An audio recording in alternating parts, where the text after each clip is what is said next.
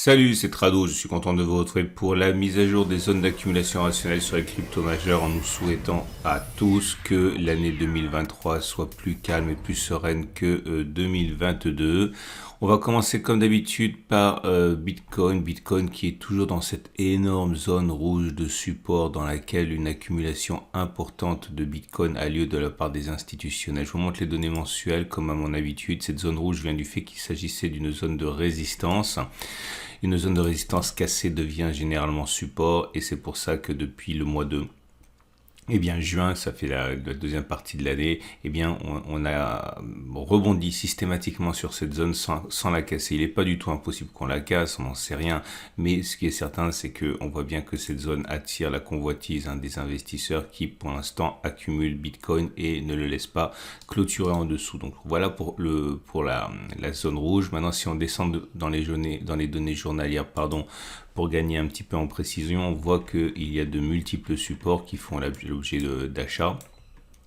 On a un support ici à 15 600, 15 900 qui a fait l'objet d'achat. Il y a un autre support qui se dessine actuellement à 16 530, 16 010 sur lesquels effectivement il y a des rebonds fréquents. Bref, toutes ces zones-là sont des zones d'accumulation rationnelle. Donc si vous avez en tête d'accumuler Bitcoin pour le long terme parce que vous croyez au potentiel de Bitcoin, acheter un petit peu au fur et à mesure qu'on vient toucher ces zones est un pari qui peut être tenu. Maintenant, il faut savoir que compte tenu de l'épaisseur de ces zones, on peut éventuellement accumuler tout au long de la descente, puisque vous voyez cette zone de résistance fait 3%, les deux zones cumulées font 6%, donc j'imagine que si vous pouvez fractionner et que vous avez les moyens d'accumuler, on peut éventuellement fractionner tout au long d'une descente éventuelle. La moyenne mobile à 200 jours, sans grande surprise, est descendante, on est en dessous, donc la tendance de long terme est baissière et la tendance de fond est baissière globalement parce que la pente est négative et on est en dessous, mais vous voyez qu'elle tend à s'aplatir, donc il y a un petit progrès au niveau de la tendance de fond qui commence à se neutraliser un petit peu. Important, les bougies Aiki-Nashi vous montrent que pour l'instant, on n'a pas de signe de retournement clair, c'est encore des bougies rouges. Alors des bougies rouges qui ne sont pas très baissières parce qu'il y a mèche haute et mèche basse, donc là aussi ça se stabilise en termes de puissance baissière, mais c'est pas encore haussier. Il n'y a pas de signe de retournement haussier au regard des bougies Aiki-Nashi. Et on passe à l'Ethereum dans une situation assez comparable. Cette grande zone rouge correspond à une zone de résistance cassée qui a donc été transformée en support. On le voit, c'est la même dynamique. Résistance cassée qui devient support et qui maintient l'Ethereum à flot depuis juin 2022.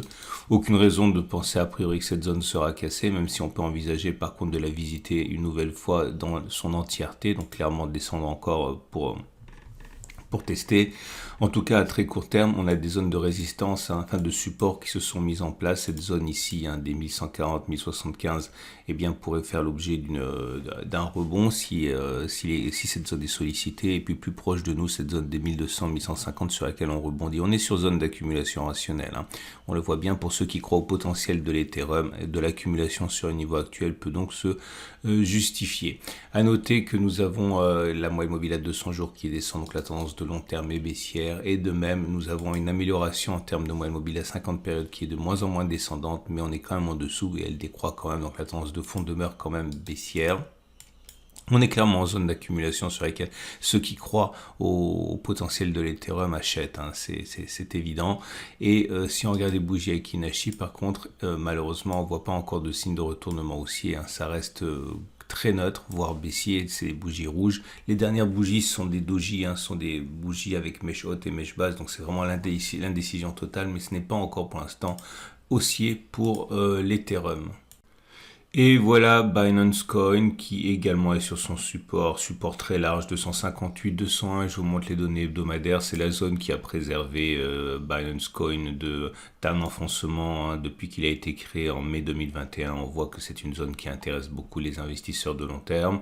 Et la bonne nouvelle, encore une fois, c'est qu'on est dessus, aucune idée si cela va tenir ou pas, mais une fois qu'on aura rebondi, si on rebondit, ça aura semblé facile après coup. Il est toujours évident de trouver des supports lorsqu'en période de cogestion comme ça, notamment 206, 230 ici. C'est une zone sur laquelle Binance a trouvé du support. Si on y retourne, ce sera zone d'accumulation rationnelle, mais on est déjà sur zone d'accumulation très large. Et si on casse cette zone, la prochaine sera 200, 183. Tendance de long terme baissière et tendance de fond également baissière. On est en dessous d'une M50 qui descend clairement. La bougie Aiki-Nashi montre que c'est dans l'indécision totale. Vous voyez, c'est des petites bougies comme ça, mèche haute, mèche basse, il ne se passe rien. Il semble y avoir un consensus sur ce niveau de prix avant le prochain décalage. Et on passe à Ripple qui lui aussi est englué dans cette grande, immense zone rouge qui n'a de légitimité que sur les unités longues. Si on regarde les données mensuelles, vous constatez que malgré la longueur de cette zone, elle est légitime. C'est la zone qui a été cassée, qui a changé de polarité, qui est devenue résistance, qui est devenue support, et dans laquelle on a ainsi évolué depuis plus de 3 ans, 4 ans maintenant. La première fois qu'on l'a touché, c'était en 2018. Ça fait 5 ans et jusqu'à preuve du contraire, on peut avoir des rebonds à partir de cette zone. Ce ne serait pas la première fois. Là, on a une première impulsion haussière de 200%, excusez du peu. Ici, on a une impulsion de 1600%. Donc voilà, cette zone existe et à partir de cette zone, on peut connaître des rebonds. C'est donc une zone d'accumulation rationnelle. Maintenant, si on regarde de manière un petit peu plus précise les données journalières, on constate qu'on peut affiner. On a une zone ici à 0,34, 0,32. Qui est clairement identifié par les rebonds successifs qu'on a eu.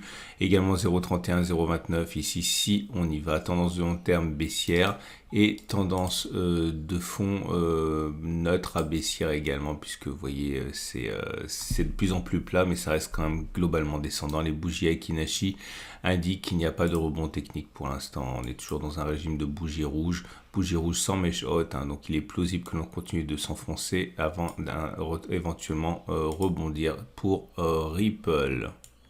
Dogecoin également souffre actuellement. La baisse depuis le début de la dernière impulsion baissière s'établit à 40%. On est néanmoins sur une zone d'accumulation rationnelle, une zone de support, ancienne résistance qui a été cassée, qui a changé de polarité et sur laquelle nous sommes en train de rebondir en ce moment, 0,069, 0,065. En deuxième rideau défensif, cette zone ici, des 0,06, 0,05. Bon, globalement, il faut retenir que ça reste baissier en dessous de la tendance en dessous de la M200, en dessous de la M50, donc tendance de long terme, tendance de fond baissière. Mais attention, un petit rebond est en train de se dessiner, je l'ai déjà dit. Et sur les bougies Aiki-Nashi, ça commence à se voir légèrement parce qu'on n'a plus de bougie rouge, on a un doji, autrement dit une bougie qui n'a pas de tendance. Alors, on est loin du rebond technique pour l'instant, mais c'est moins grave que ça a pu l'être par le passé pour Dogecoin. Et on va terminer avec Cardano, pour qui la descente aux enfers continue. Regardez la performance sur l'année pour Cardano. Donc 2022 s'est achevé avec une baisse de 81%. Je n'ai pas fait pour toutes les cryptos, de toute façon c'est facile à trouver, mais ce qui est certain, c'est que depuis les plus hauts qui ont été atteints en 2021, on en est déjà à moins 92%. Donc on revient sur les données journalières. Donc je vais passer par les données mensuelles pour vous montrer l'existence d'un support ici dont on peut craindre qu'il soit à terme peut-être sollicité. Résistance qui a été cassée, vous avez compris, ça devient support, mais le problème c'est qu'on ne l'a pas encore touché. La bonne nouvelle, c'est qu'on a un support intermédiaire qui pour l'instant ralentit la baisse. Alors il faut remonter très très loin. C'est cette zone ici qui a été créée en 2021, cette zone de rebond à partir de laquelle les cours ont rebondi. Et si on prend le prolongement de cette zone, on voit son efficacité. On n'a pas clôturé en dessous depuis qu'elle a été créée et c'est sur cette zone que nous sommes actuellement, la zone des 0,277, 0,027 qui est notre zone d'accumulation rationnelle. Donc oui, on est en zone d'accumulation rationnelle et on le sera si on continue de baisser jusqu'à la zone des 0,190 ou 0,127 aussi. Mais encore une fois, dans notre méthode, on ne cherche pas à savoir où s'arrêtera la baisse, on cherche simplement à ne pas acheter n'importe où. Et en l'occurrence ici, ce n'est pas n'importe où, c'est une zone d'accumulation rationnelle. Par contre, évidemment, cette zone blanche n'en est pas une, ce sera inutile d'accumuler si on casse la zone orange. La tendance de long terme est baissière, la tendance de fond est baissière. Les bougies Aiki-Nashi montrent que c'est pas bon puisque vous avez des bougies qui sont essentiellement rouges pour l'instant. Mais on l'a dit, le timing a beaucoup moins d'importance dans cette méthode qui consiste simplement à choisir les moments où on achète en espérant pour le long terme que l'on soit dans le vrai pour tel ou tel crypto. C'en est terminé de ce tour d'horizon. Je vous souhaite une excellente année encore une fois. Je vous souhaite également une très bonne semaine. Je vous rappelle que tous les graphes sont issus de mon partenaire PRT, c'est gratuit d'ouvrir une plateforme pour avoir le temps réel. Vous avez un lien en dessous de la vidéo et vous avez également un mini guide avec plein de vidéos si vous découvrez mon format et que vous voulez en savoir plus sur les bougies Akinashi, les moyens immobiliers, etc. Tout ça c'est en dessous de la vidéo. N'oubliez pas de vous abonner à ce format s'il vous a plu, c'est mis à jour toutes les semaines.